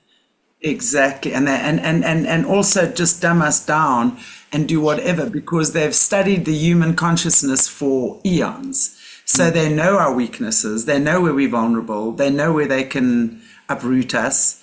And of course, with all this materialism, technology, money, I mean, there's three things in common. I mean, you speak to anyone who's been corrupted and they will tell you that they found them or they got them on three main issues: money, power, and sex. Yeah. So that's and interesting because that's the lower three chakras of the body, right? Yes, it It's the is. lower triad that keeps us stuck in the swamp. Mm. And until such time that we're going to get out of that materialism, lusty, addictive nature that us humans, and you see, they keep us stuck there. And the more they disconnect us from or I don't want to say they disconnect us, they give us tools with which we disconnect ourselves from our own psychic abilities, the more we then move into the lower triad of the chakra system. And we just keep this cycle of the cesspit of violence and aggression and sex and addictions and whatever that is, we keep that alive. And until we get out of that matrix and then move into the heart, because the minute we move into the heart, we're then operating from a different frequency. And that's where the bridge is from the solar plexus, that money, power, greed, whatever, turn it into personal power and then moving into the heart chakra, right? So that would Absolutely. And be I mean, that's what Western society is all based on, isn't it? It's about keeping up with the Joneses, having the best car, having the best house, earning the most money, and being as young looking as possible. It's the absolute antithesis of what a real culture and what the ancient peoples knew. We should Exactly. revere our wrinkles and be proud of them, because it proves our longevity. Each wrinkle has an Exactly. experience and some knowledge that we've learned along the way. I do think we're going to get to a point where people are going to be embracing, I mean, I dye my hair, embracing our grays, embracing the fact that, the older the person, especially now with so much that's gone on with this stuff, that so many people won't be reaching those very old ages. We'll be appreciating those people again, and revering. And I don't believe in worshipping anybody, but there is a certain reverence for those who've come and learnt and are still able to Oh, survive. I love honoring people who've done amazing things. I think that's so important. There are many incredible teachers that have walked this planet, that have taught us and that have shown us the way.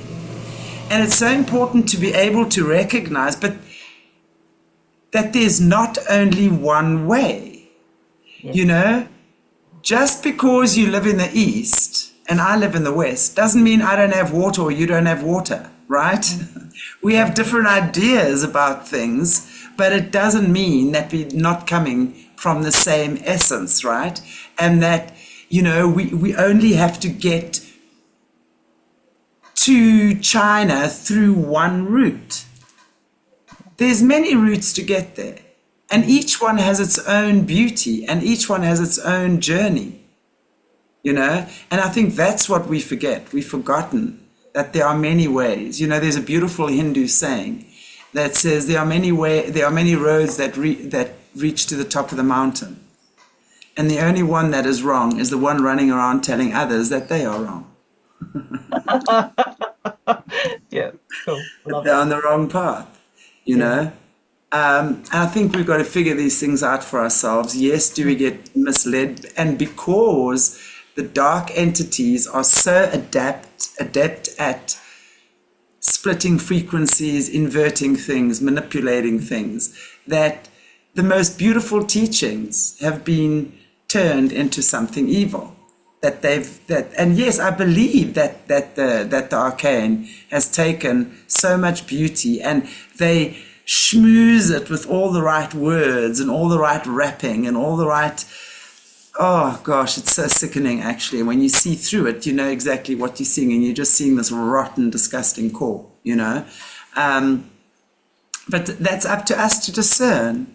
We have to discern who we're hearing when we pray, who we're hearing when we meditate. Yeah. Who are we? Your thoughts are sometimes we think our thoughts are our own, but if we've got some kind of a negative entity that many of us don't even know is around, connected or attached or a generational curse or whatever, to different varying degrees, you can have feelings and thoughts that aren't even your own. If you're an empath, if you walk into a room full of depressed people, you could suddenly start feeling suicidal because you're feeling the thoughts that they're thinking, and you start thinking them yourself. If you are not knowing who you are, that's when that happens. Once you know your strength, once you know who you are, yes, we're going to sometimes fall in the mud and scrape our knee and sprain the ankle maybe. But you get up, you dust yourself down, you're still who you are. Even you might be walking with a little limp now, you just know you've got to walk a little bit slower, right?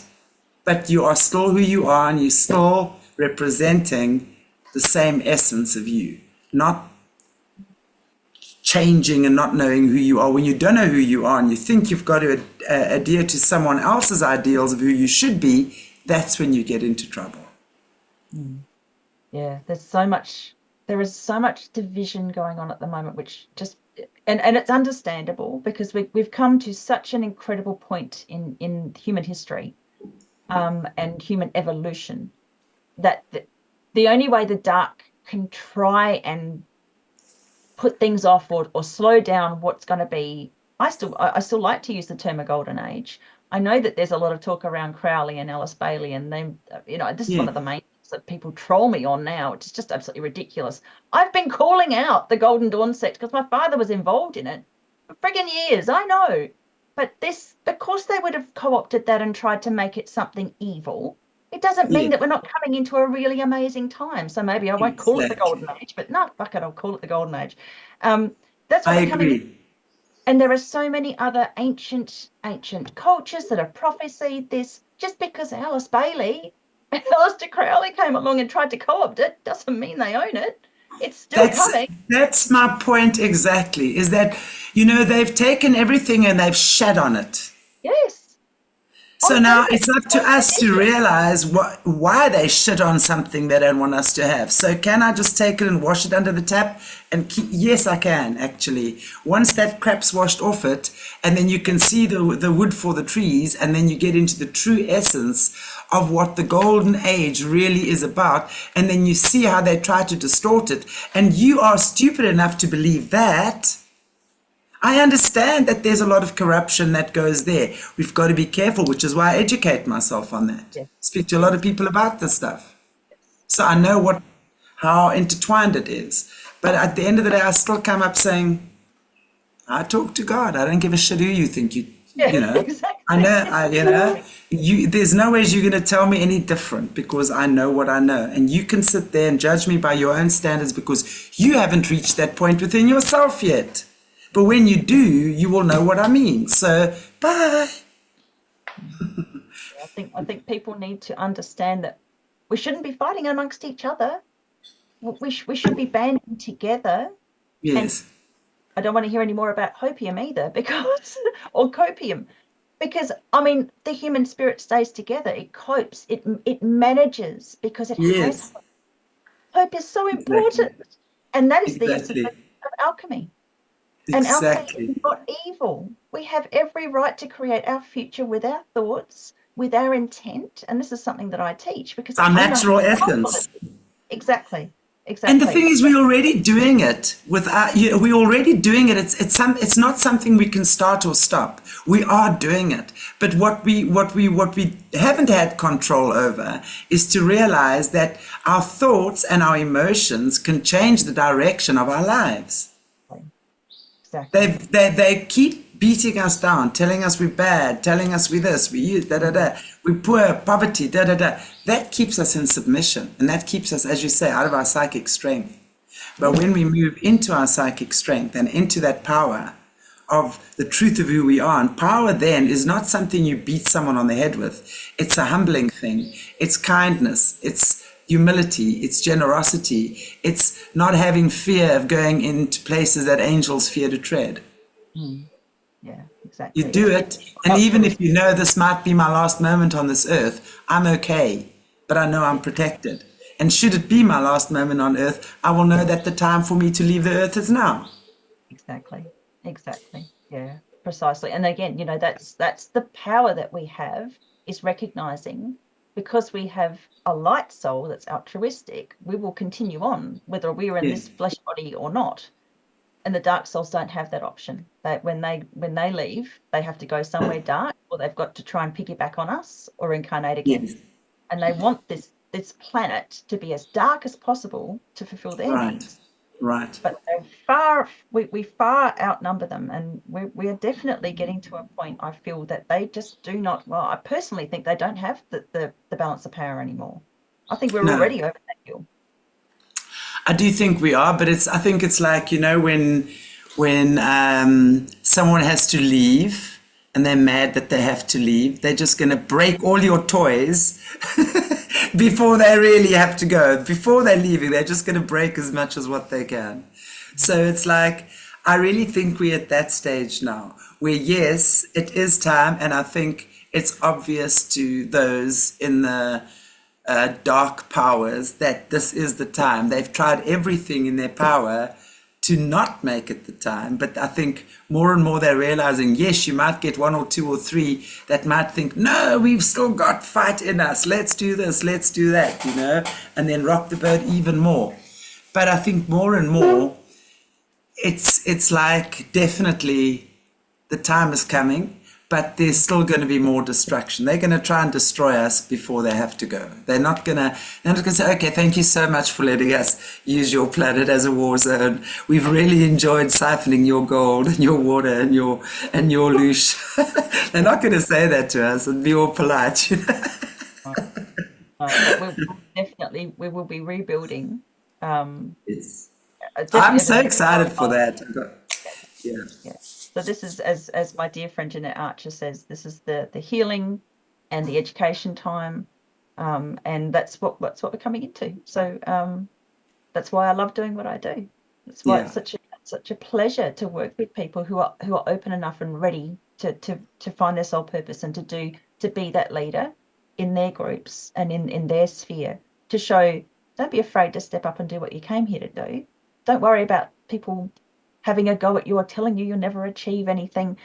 Get the thickest skin you can and just keep pushing forward. And that's the essence of alchemy. Again, it's switching off the naysayers and ignoring that inner critic and just going for it. Absolutely. Knowing who you are, knowing what you're meant to be. And you're not going to have that unless you've done the inner work. You're always going to then be hauled off center by somebody who could be stronger than you, more senior than you, whatever. Or still, I mean, when I say prostituting ourselves, I mean feeling like we have to sell ourselves to the highest bidder because we haven't found that within ourselves here that makes us realize I'm the highest bidder, right? So you're still doing things, you're still taking external influence into your life. And I must say, as much as what Gen Z, that is crazy as hell, man. They're crazier than crazy Gen Z. But I must say, I like the way they think, this new generation, right? They're definitely more empowered in terms of manifestation, in terms of creation, being independent. They really are children of the Aquarian age. They're not going to be, they've got their own channel or their own business or doing their own thing. And yes, there's the other side of that when you see the most ridiculous things. And I mean, there are girls, there's OnlyFans. And look, maybe that is, I say maybe, I'm not going to judge that. I've never been in that position where I've even wanted to remove my clothes in front of a camera for whatever reasons. But I think maybe it's the collective feminine as well that has been sick of being suppressed and violated, etc. That's kind of coming up in the younger generation, where they feel that having a body count of 300 at the age of 21 is empowerment. It's not, but maybe that's what the world needs to see and then realize, before we come back into balance again. So, there's a lot of stuff out there that needs to be cleaned and healed and balanced. And, and that's why I say, just going back to what I was saying earlier to you, is that especially with this victim of crime payment, the compensation that you've received, that's opening doors for people who have been in similar situations. And that, I think, is making, even if it is $50,000 or $150,000 to begin with, it's a start, right? And it could maybe help them start their business. It could maybe help them get their kid through school or whatever whatever it might be. It could help them write their book. It could give them just that courage they need to feel like they didn't suffer in vain. That somebody, more than anything, Rachel, it's about people hearing and believing. It's the acknowledgement, which is why I went after it in the first place. So I knew it wasn't going to be a massive amount of money, but I wanted to finally get acknowledged, because 18 years of writing letters and giving interviews and beating my head against 18 years, babe. Yes, 18 years. And back in 2006, when I was writing to police and putting in statutory declarations and being interviewed, I was abused by these people. They were horrible people. A handful of cops were nice, but the major crime department, not this particular one who stood up and been honest, but some of the other ones were absolute creeps and evil. Just truly evil. I was in the face of evil with many of them. And of course, I just kept contacting them and just kept hammering at them because that's in my nature. Of So, you know, it course. took a long time, but this is what I want. This is what I wanted. I wanted finally someone to say, okay, yeah, all right.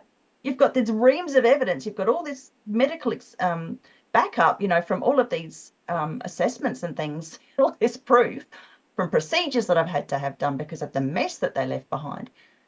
Finally, there's the acknowledgement.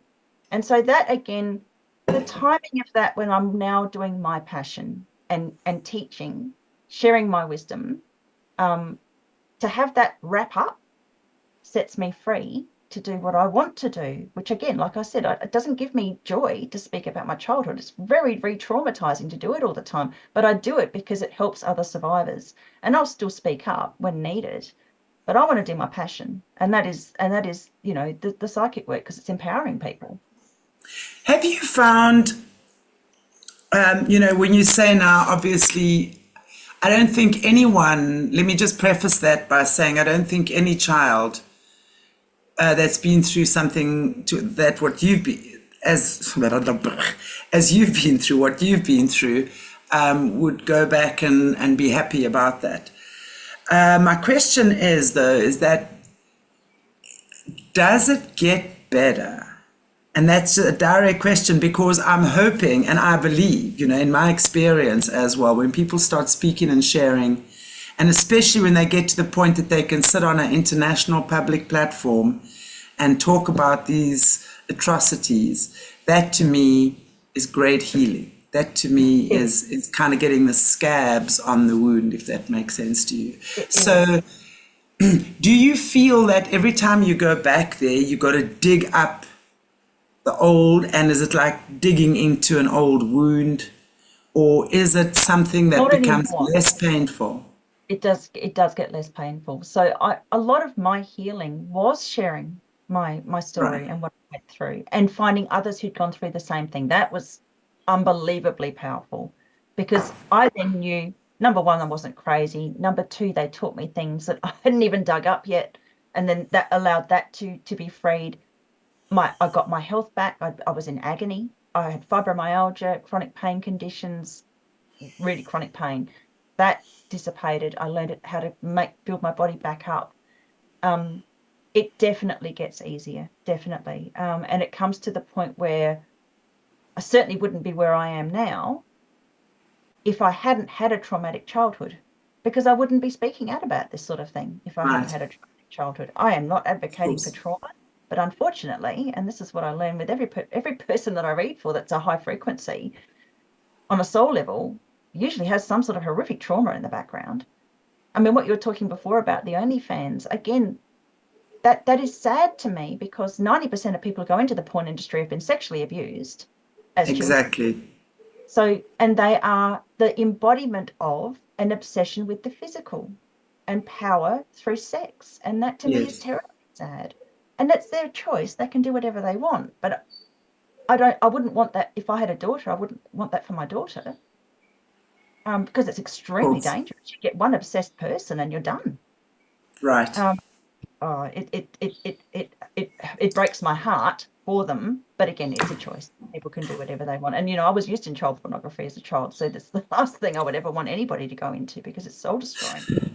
But you can build yourself up, and again, as I've mentioned many times in interviews, you know, every 10 years we replace every cell in the body. So there's not a single cell in my body that's left that anybody defiled as a child. I'm completely built, renewed. And Exactly. I like I love what you've said there. I love the way you look at that, and it's so true. And I want to just go back there. There's not a single cell in your body that's been defiled. Yeah. And I think that's such an important thing to remember. You know, and You you were are, saying about Gen Z, you know, I read for someone recently who's very young, in her teens. She already knew that. I didn't learn that until my late 30s. And it was just such a blessing to hear this beautiful young woman say these words. She knew. Just incredible. Yeah. that is really beautiful. And I think that is such an important thing to remember, because it might sound like a pretty cliche, but let's think about that. You know, even if we haven't been a victim of SRA, it can be something else you've been through. can be a past relationship, can be toxic situations, it can be fights, whatever, that's gone. There's not a single cell in your body that has been defiled. The only thing that keeps you there is the thoughts in your mind. Yeah. So when you choose the path of healing, and of course when you're unhealed, it's impossible for those thoughts not to be there. But when you choose the path of healing, God has an amazing, miraculous way of sending the right people to you at the right time, opening up pathways, synchronicities occur. Life just suddenly feels like a blessing instead of a curse. Yeah. So, and that was pivotal to what we're describing today. There was a moment where I finally came to the realization at the height of my pain, oh my God, I chose my father to be my father on a soul level. Before I came in as a baby, I chose, and I knew it wasn't going to be easy. And that stopped the victim, that I was no longer the victim. I was the powerful soul who chose this experience. I'm always I always like to sort of temper this, because we've got the, who's the grey faction? Who's the scumbags that always say that, there are psychologists out there who say, oh, pedophilia is fine. Because the women who've been abused or the people who've been abused always say, oh, it helped me to get to be a better person. And that is not okay. No. Can go get stuffed. But you can build yourself up from those experiences, if nothing else, just to put the middle finger up at those scumbags that have done that to you and thought that they could break you. Don't get broken. Don't let them break you. And it's so true, that's where the alchemy lies. It's exactly what you said, Rachel, where you got to that moment of realizing I chose this experience, I chose my father, and I'm the all-powerful soul that knew I chose this because I would get through. And I think that's where, and as you said, that's when the victimhood ended. That's where the alchemy lies. That's when the lead becomes gold. In that moment, it's like 10 million kilograms get dissolved off you in a nanosecond. Yeah. And then I've heard other people say the same thing. My friends, that have gone through similar, but they're the ones that have a voice now. Yeah. And are strong and capable and are helping others to cope and to get the healing that they need. That they're the greatest healers in the world, in my opinion. Exactly. The greatest healers are those that have been through their experiences and have come back and are willing to share their healing, and have healed and willing to share their healing. That's why I think, it's so important for people like yourself to speak up, gives others permission to speak up and to have their voices heard. And you can see that across the board. That's, people who've gone to wars have survived and coped with their PTSD to the point that they can then help the others that have gone through the same. It's in every area. You just can't be a good... It's difficult to have that healing ability unless you have the empathy and compassion from the experience. Exactly. And this is why, the wisdom of age, we shouldn't be revering the pretty young things as much as it's wonderful to be young and pretty, because it's the wizened old souls that are the ones that have got the stuff to teach us. Exactly. It's awesome. I mean, when you're 16 and just boobs and bum, or even 20, and things that are most important is your boobs and your bum. But as you say, you grow old, and it's about how we've dealt with life, how we've dealt with the traumas, because that defines really at the end of the day who we are. Have we grown through our experiences, or have we shrunken through them? Have we learned to love, or have we learned to hate? There's two paths here, and it's so easy to get caught up in the hate and the revenge and that cycle. It's easy to blame someone else because it keeps you not having to take responsibility for your actions, and it goes way beyond that. So that's a story for another day. It's quite surface what I'm saying, yeah. But still, at the end of the day, each and every one of us are, in the place we're at, we're responsible for our well-being.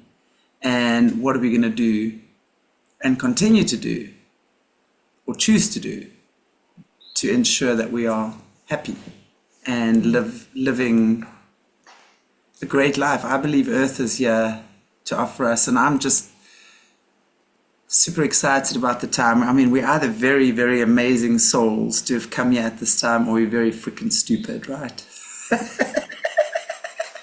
Like, what are you talking? I thought there's a party going down on Earth. It's coming. It's coming. Meanwhile, it's something very different. Hey, I came here to party. What do you mean?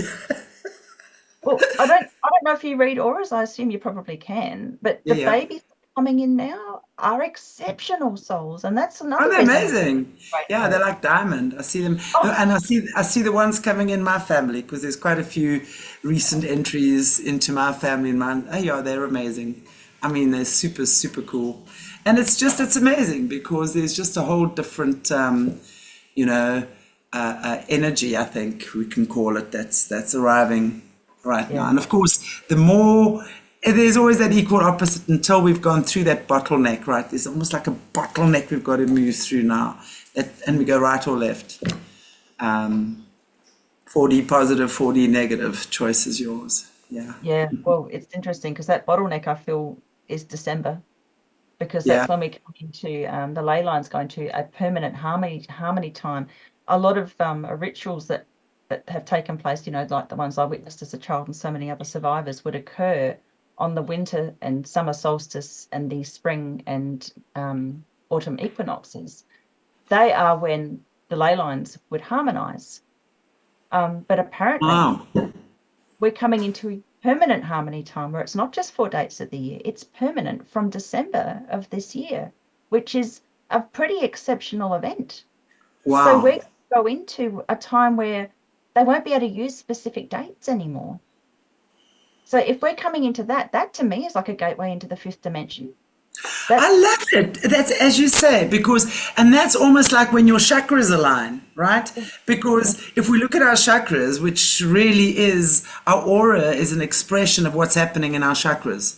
In fact, I'm a believer that your 8th chakra doesn't sit up here.